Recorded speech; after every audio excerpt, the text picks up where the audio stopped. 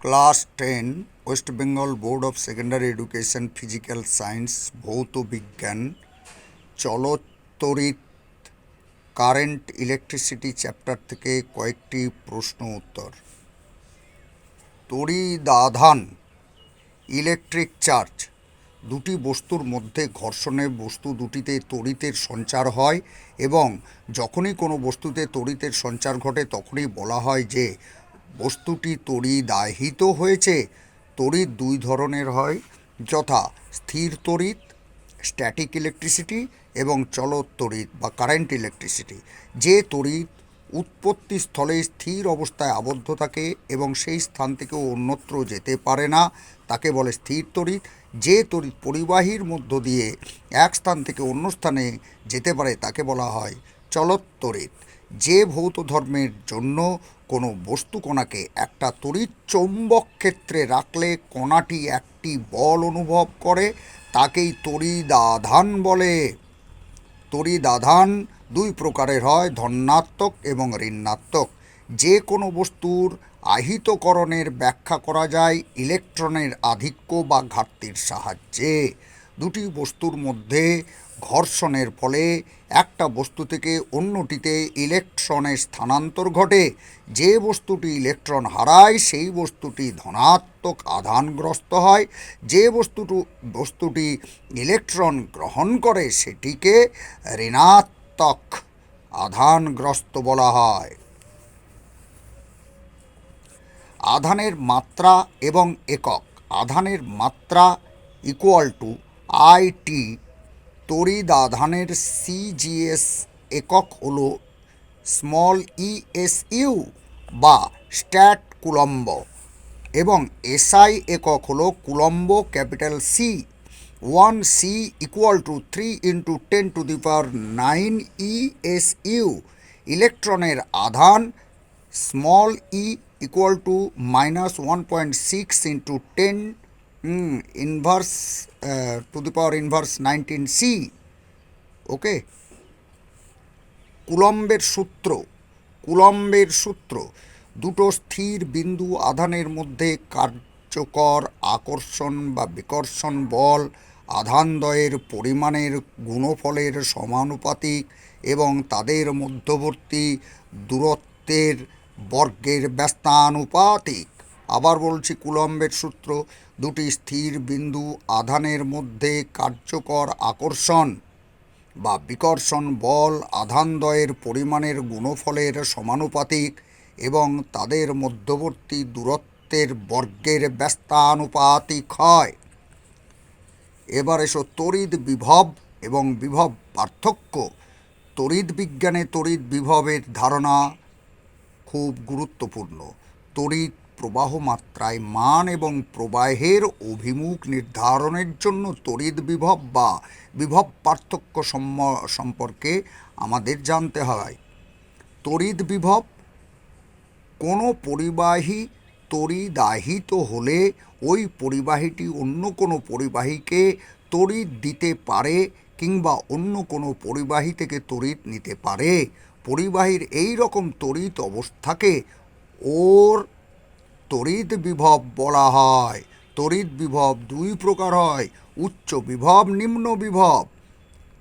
কোনো একটা নির্দিষ্ট ক্ষেত্রে প্রচুর পরিমাণ ধনাত্মক আধান উপস্থিত থাকলে সেই ক্ষেত্রটি উচ্চ বিভব আছে বলে বলা হয় এবং অনুরূপভাবে কোনো একটা নির্দিষ্ট ক্ষেত্রে প্রচুর পরিমাণে ঋণাত্মক আধান উপস্থিত থাকলে সেই ক্ষেত্রটি নিম্ন বিভবে আছে বলা হয়। দুটো সমজাতীয় বা বিপরীত জাতীয় তড়িৎগ্রস্ত বস্তুর মধ্যে বিভবের যে পার্থক্য হয় তাকে ওদের বিভব প্রভেদ বা বিভব পার্থক্য বলা হয়। ঠিক আছে, এবার দেখো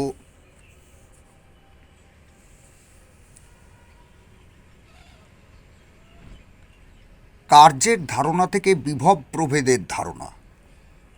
দুটো বিন্দুর মধ্যে বিভব পার্থক্য হলো একটি বিন্দু থেকে অপর বিন্দুতে একক ধনাত্মক আধান নিয়ে যেতে কৃতকার্যের পরিমাণ।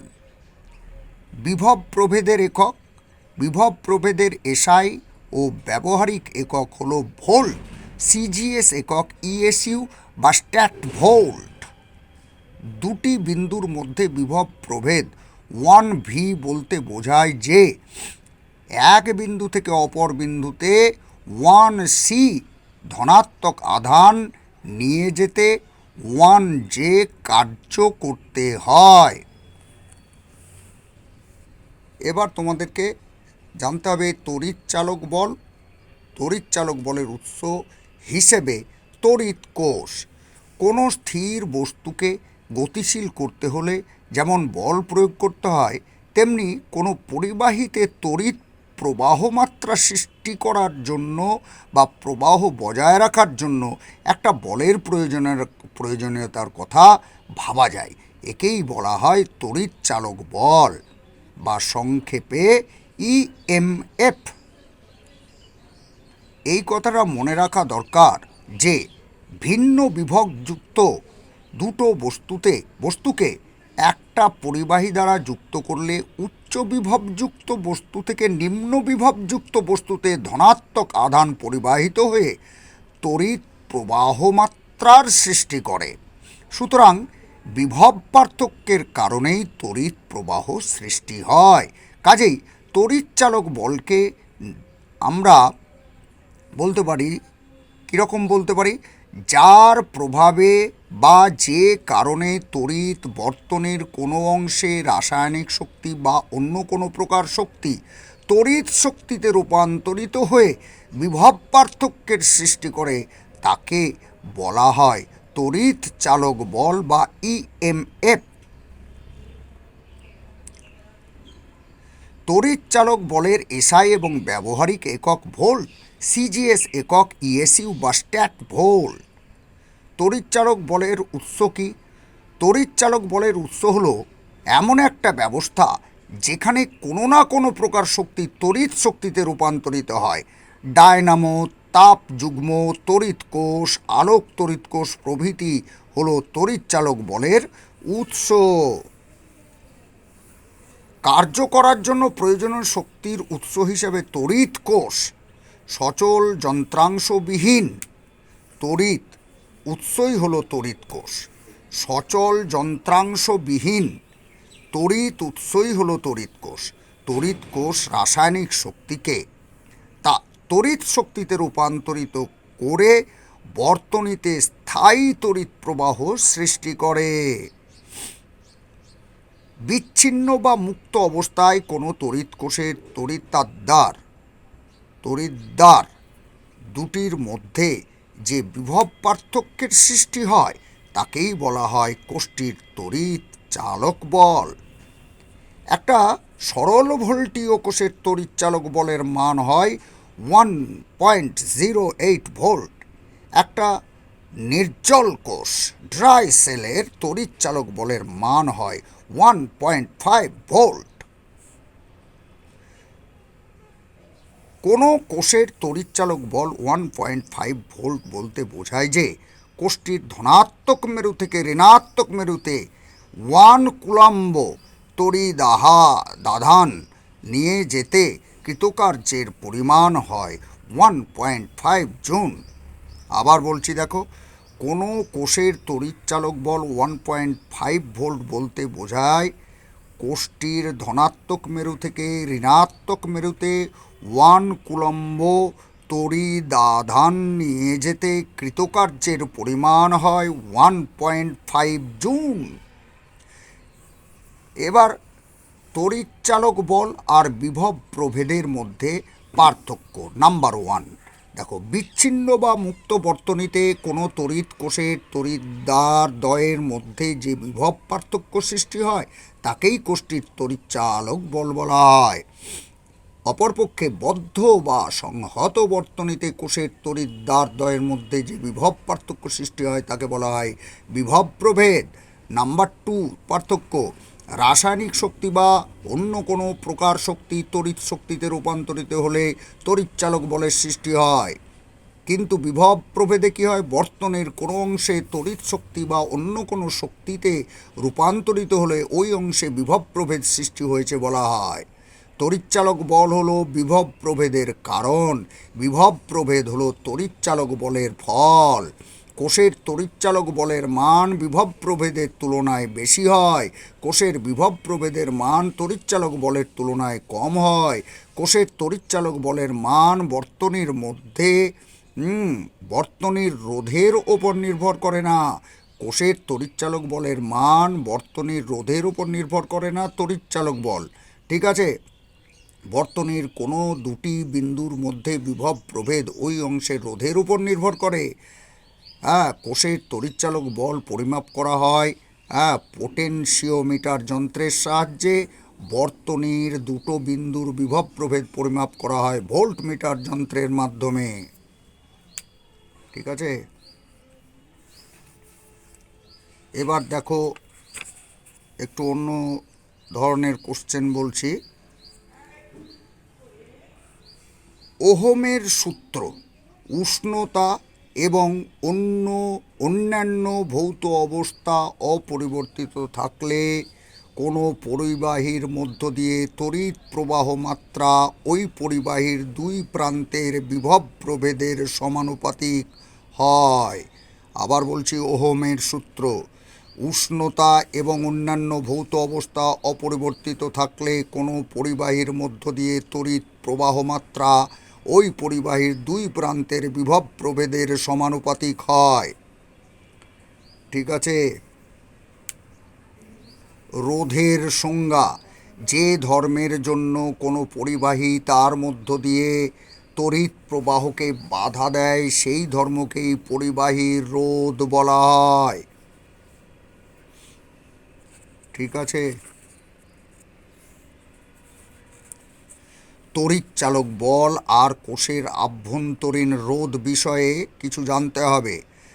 দেখো, তড়িৎ কোষের মধ্যস্থ সক্রিয় পদার্থ বা তরলের কিছুটা রোধ থাকে যা কোষের মধ্য দিয়ে তড়িৎ প্রবাহের বিরুদ্ধে বাধার সৃষ্টি করে।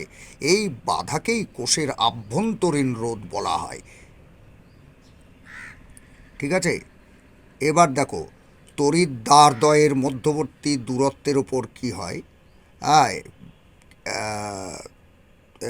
এবার কোষের আভ্যন্তরীণ রোধ কিছু কিছু বিষয়ের ওপর নির্ভর করে। তার মধ্যে নাম্বার 1 ধরো, তড়িৎ দ্বারদ্বয়ের মধ্যবর্তী দূরত্বের ওপর নির্ভর করে। কেমন?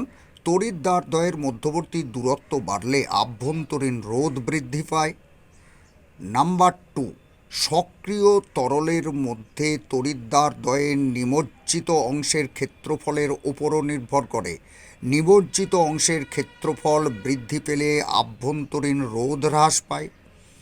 কোষ মধ্যস্থ সক্রিয় তরলের গাঢ়ত্ব প্রকৃতির উপর নির্ভর করে। যেমন সক্রিয় তরলের গাঢ়ত্ব বৃদ্ধি পেলে কোষের আভ্যন্তরীণ রোধ বৃদ্ধি পায় এবং পরিবাহিতা বৃদ্ধি পেলে কোষের আভ্যন্তরীণ রোধের মান হ্রাস পায়। এবার সক্রিয় তরলের তাপমাত্রার উপর নির্ভর করে। কোষে ব্যবহৃত সক্রিয় তরলের তাপমাত্রা বৃদ্ধি পেলে কোষের আভ্যন্তরীণ রোধ হ্রাস পায়। ঠিক আছে,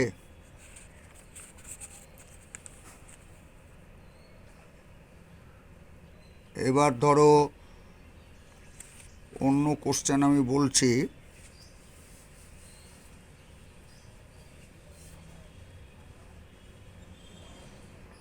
আচ্ছা, বর্তনীতে তড়িৎ কোষের অভ্যন্তরে ঋণাত্মক তড়িৎদ্বার থেকে ধনাত্মক তড়িৎদ্বারে একক ধনাত্মক আধানকে তড়িৎ ভিন্ন অন্য সংস্থা দ্বারা নিয়ে যেতে যে পরিমাণ কার্য করতে হয় সেটিই কোষের তড়িৎচালক বল বলা হয়। আবার বলছি, দেখো তড়িৎচালক বল কি। বর্তনীতে তড়িৎ কোষের অভ্যন্তরে ঋণাত্মক তড়িৎদ্বার থেকে ধনাত্মক তড়িৎদ্বারে একক ধনাত্মক আধানকে তড়িৎ ভিন্ন অন্য সংস্থা দ্বারা নিয়ে যেতে যে পরিমাণ কার্য করতে হয় সেটিই কোষের তড়িৎচালক বল বা ইএমএফ বলে। আচ্ছা, একক ব্যবহৃত পরিবাহী অন্তরক। আচ্ছা, এবার ধরো আমি কোশ্চেন খুঁজে বলছি তোমাদেরকে, জাস্ট ওয়েট করো, একটু ওয়েট করো প্লিজ। ব্যবহৃত পরিবাহী অন্তরক, আচ্ছা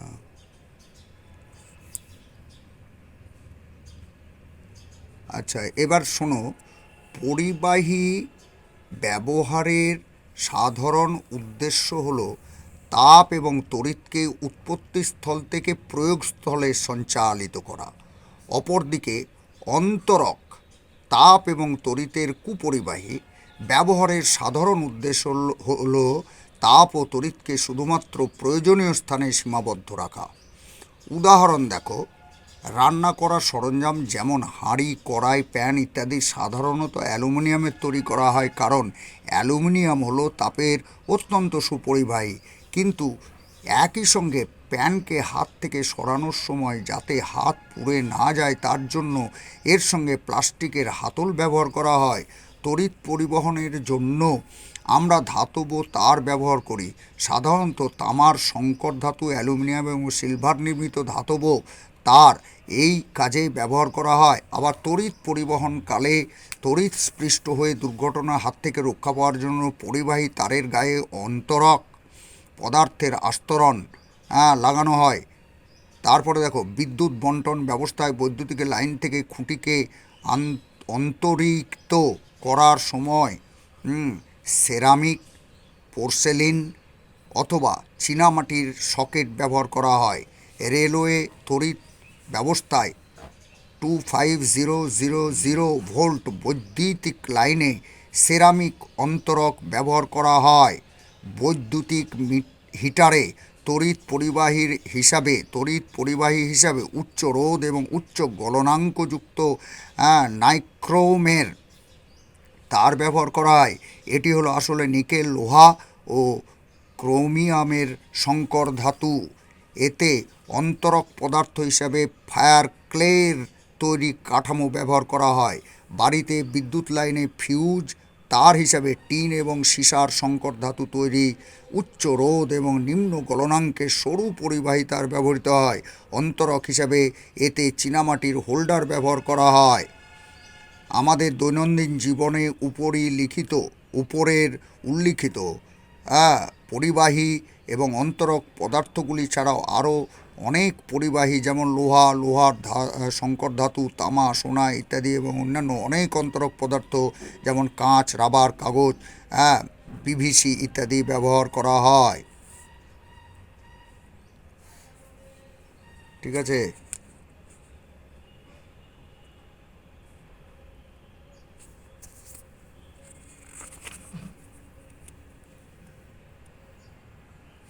আচ্ছা, এবার দেখো রোধের শ্রেণী ও সমান্তরাল সমবায়। গৃহ বর্তনী তুল্য রোধ জানতে হবে। যদি কোনো তড়িৎ বর্তনীর দুই বিন্দুর মধ্যে যুক্ত একাধিক রোধের একটি সমবায়ের পরিবর্তে এমন একটি রোধ ব্যবহার করা যায় যাতে বর্তনীর মোট তড়িৎ প্রবাহ মাত্রা এবং বিভব প্রভেদ উভয়ই অপরিবর্তিত থাকে, তবে ওই একটি মাত্র রোধকে বলা হয় সমবায়টির তুল্য রোধ। রোধের সমবায় দুই ধরনের হয়, শ্রেণী সমবায় এবং সমান্তরাল সমবায়। ঠিক আছে?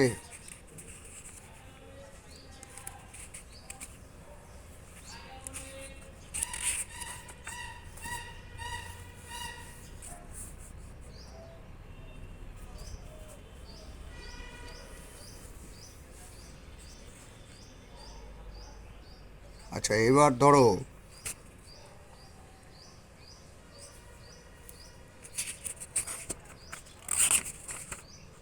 গৃহস্থালির কাজে তড়িৎ প্রবাহের ফলে উৎপন্ন তাপের ব্যবহার সম্পর্কে আমরা জানব। আমরা প্রতিনিয়ত তড়িৎ প্রবাহের ফলে উৎপন্ন তাপকে গৃহস্থালির বিভিন্ন কাজে বিভিন্নভাবে ব্যবহার করে থাকি। ঠিক আছে? প্রথমত দেখো, ইলেকট্রিক ইস্ত্রি। বৈদ্যুতিক ইস্ত্রিতে পরিবাহী হিসাবে উচ্চ রোধাঙ্ক উচ্চ গলনাঙ্ক বিশিষ্ট নাইক্রোম তার ব্যবহার করা হয়। নাইক্রোম তারের সরু কুণ্ডলীটিকে একটি ত্রিভুজাকার অভ্রের কাঠামোর উপর জড়ানো থাকে। অন্তরিত করার জন্য কুণ্ডলীটির ওপরে ও নিচে দুটি অভ্রের চাদর জড়ানো থাকে। ওই অবস্থায় কুণ্ডলীটিকে একটা লোহার আবরণের মধ্যে বসিয়ে রাখা হয়, যার নিচের তল খুব মসৃণ করা হয়। কুণ্ডলীটির সঙ্গে লোহার আবরণের কোনো সংযোগ না থাকায় বৈদ্যুতিক শকের সম্ভাবনা থাকে না। এই সম্ভাবনা পুরোপুরি দূর করার জন্য লোহার আবরণের উপরে অন্তরক পদার্থের একটি হাতল যুক্ত করা হয়। নাইক্রোম তারের রোধাঙ্ক বেশি হয়, সরু তার কুণ্ডলীটির রোধ খুব বেশি হয়। ঠিক আছে। তড়িৎ প্রবাহের ফলে কুণ্ডলীটিতে অল্প সময়ে প্রচুর তাপ উৎপন্ন হয়, ফলে নিচের মসৃণ লোহার আবরণটি উত্তপ্ত হয়। ওই উত্তপ্ত মসৃণ তলটির উষ্ণতা উপযুক্ত মানে স্থির করে ওই তলটির সাহায্যে জামা কাপড় ইস্ত্রি করা হয়। ঠিক আছে। এবার বৈদ্যুতিক বাল্ব কিভাবে হয় দেখো।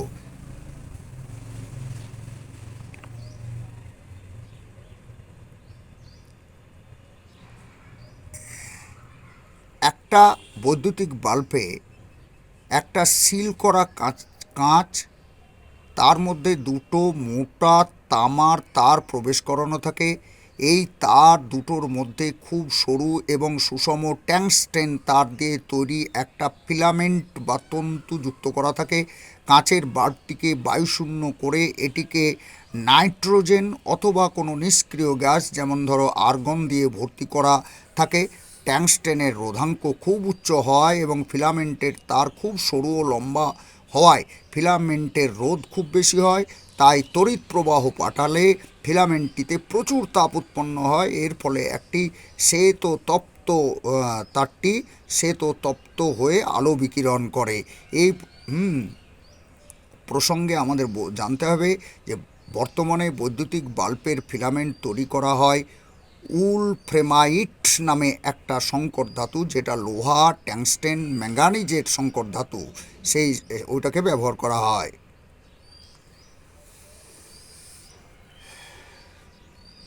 বৈদ্যুতিক হিটারে পরিবাহী হিসাবে উচ্চ গলনাঙ্ক এবং উচ্চ রোধাঙ্ক বিশিষ্ট নাইক্রোম তার ব্যবহার করা হয়। নাইক্রোম হলো আসলে লোহা, নিকেল এবং ক্রোমিয়ামের সংকর ধাতু। নাইক্রোম তারের একটা কুণ্ডলীকে পোর্সেলিন বা ফায়ার ক্লে নির্মিত একটা গোল কাঠামোর খাঁজের মধ্যে বসানো থাকে। কুণ্ডলীতে নাইক্রোম ব্যবহারের কারণ হলো এর রোধ বেশি হয়, তড়িৎ প্রবাহের ফলে এতে বেশি তাপ উৎপন্ন হয়। আবার গলনাঙ্ক উচ্চ হওয়ায় এটি উচ্চ তাপমাত্রায় গলে যায় না এবং নাইক্রোম বায়ুতে উন্মুক্ত থাকলেও বায়ুর অক্সিজেন দ্বারা জারিত হয় না। কুণ্ডলীটির দু প্রান্ত প্লাগের সাহায্যে বৈদ্যুতিক লাইনে যুক্ত করলে এর মধ্য দিয়ে তড়িৎ প্রবাহের ফলে কুণ্ডলীটি লোহিত তপ্ত হয়ে পড়ে। ফলে হিটারের উপর বসানো বস্তু উত্তপ্ত হয়। ফায়ার ক্লের কাঠামোর ওপর তাপ সহ পদার্থের উঁচু পাটাতন আটকানো থাকে, ফলে পাটাতনের ওপর রাখা বস্তু কুণ্ডলীর সংস্পর্শে আসতে পারে না এবং এর ফলে বৈদ্যুতিক শকের সম্ভাবনা কমে যায়।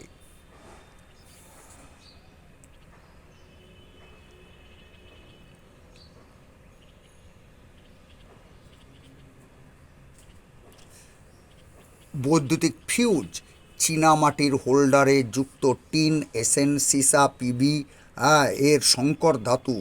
টিন 25%, সীসা 75% দিয়ে তৈরি যে সরু তার বাড়ির বৈদ্যুতিক লাইনে শ্রেণী সমবায়ে যুক্ত থাকে তাকে ফিউজ তার বা সংক্ষেপে ফিউজ বলা হয়। ফিউজ তারের বৈশিষ্ট্য: ফিউজ তারের রোধাঙ্ক উচ্চমানের এবং গলনাঙ্ক কম।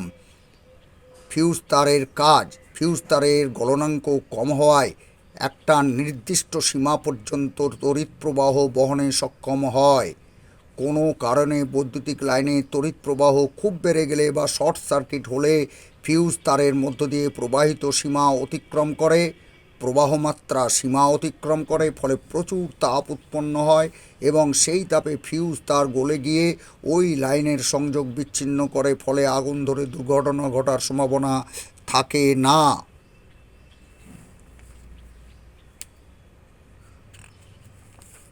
ঠিক আছে?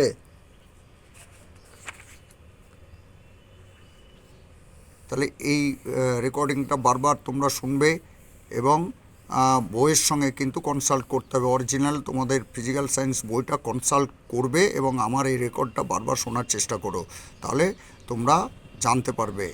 ঠিক আছে? Thank you very much.